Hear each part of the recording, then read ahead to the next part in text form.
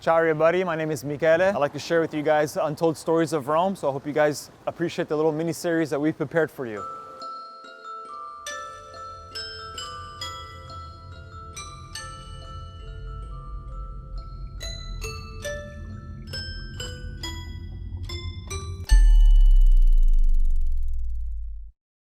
So here we are, everybody, at Largo Argentina. Largo Argentina, as we can all see today, is a very central piazza or central area of Rome, full of its cars, its traffic, and the busy and bustling city life of Rome, as is to be expected today.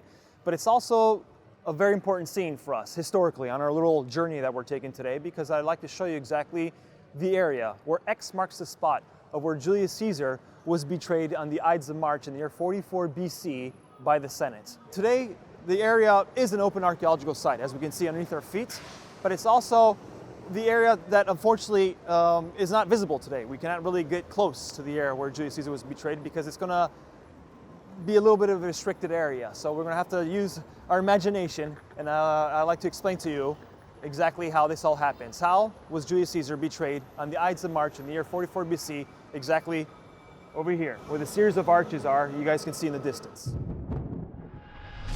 So Marcus Brutus and Gaius Cassius decided to act fast, as in Julius Caesar was preparing for new war campaigns against the Parthian Empire, far Middle East. So they pretty much said now or never.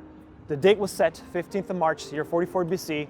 The only problem was the location, as in the Senate regularly met at the Curia. The Curia, being in the Roman Forum, was destroyed by a fire the previous year.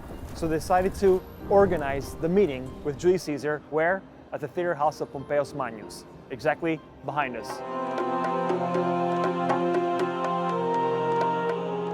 So the day's been set. The location's been chosen, the theater house of Pompeius Magnus. There's only a little bit of a problem. Julius Caesar was always accompanied by a good friend of his, nothing more but Mark Antony. Cassius and Brutus didn't want to deal with two bodies on their hands, or one body would have been already enough. So they had to separate the two. So with an excuse to separate Mark Antony and Julius Caesar, and as Julius Caesar enters the theater house of Pompeius Magnus, he was welcomed, sort of say, by the conspirators.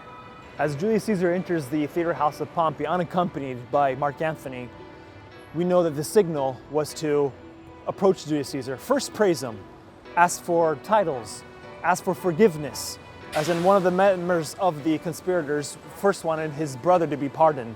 We actually have, again, mentioning of the book of Suetonius, how Settimo Casco, one of the main conspirators, besides Cassius and Brutus, had to grab the toga of Julius Caesar and had him drag him to the ground to disarm Julius Caesar, so it would have been easier to, let's say, get rid of Julius Caesar. Settimo Casco goes for the first grip. It wasn't firm enough, as we know by the book of Suetonius, that Julius Caesar slaps the hand of Settimo Casco and says, "Settimo Casco, what are you doing, you vile?" But Settimo Casco goes for the second grip, this time with both hands and being more firm, drags Julius Caesar down to the ground. Now, the first autopsy post-mortem against Julius Caesar explains something between 23 and 27 stab wounds. The fatal one being between the second and the third. Again, even though we do have a report, the first autopsy of, say, written history is on the body of Julius Caesar, it's not quite clear. And they say something about a puncturing of a lung. So literally, the second or the third wound that Julius Caesar received was the fatal one, as in Julius Caesar's cause of death was bleeding to death. In the last stages of the life of Julius Caesar, we know that to keep the dignity of a dying man, as he corners himself, he tries to cover his face with his own toga.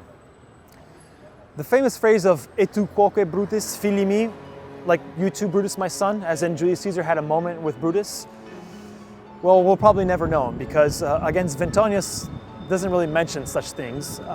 It becomes more popular in the era of Shakespeare in the 1600s.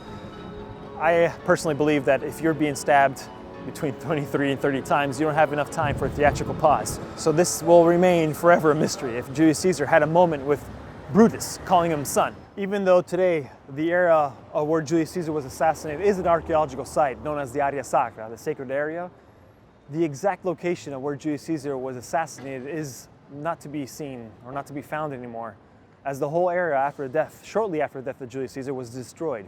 Funny enough is that the Romans consider that area a cursed area, or preferably locus sceleratus. On its area, funny enough, they also built something that we would not approve of today, let's put it this way. They built a public latrine. Literally, where Julius Caesar bled to death, you would have gone to the restroom. Let's not forget that the Romans cursed the area of where Julius Caesar was assassinated, but they honor the memory of Julius Caesar and the Roman Forum. That's exactly where the lifeless body of Julius Caesar, in the arms of Mark Antony, was brought on the rostra. Mark Antony unveils the lifeless body of Julius Caesar to the Roman people, and he gives this touching speech that forever will be echoed in the chronicles of time as friends, Romans, countrymen, lend me your ears. Thank you for joining us on our Untold Stories of Rome. If you like what you hear, please subscribe to our channel, leave us a like and a comment, and till next time. Ciao.